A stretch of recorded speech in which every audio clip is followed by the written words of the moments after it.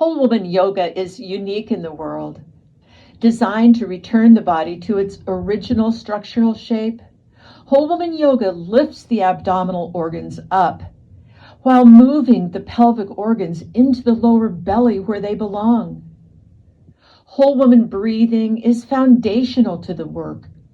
Breathing under the forces of gravity is what created the original shape of the spine as we jumped and cartwheeled through life. A strong upper body and relaxed abdominal wall are keys to natural female posture.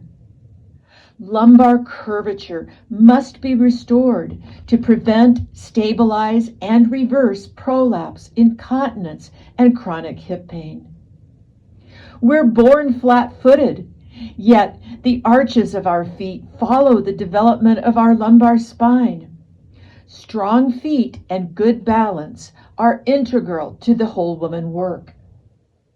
Women weren't allowed to practice male yoga until the 1930s, and instead developed a beautiful dance form highly supportive of female anatomy, including hand gestures or mudras with accompanying affirmations. Whole woman yoga will change your body and change your life.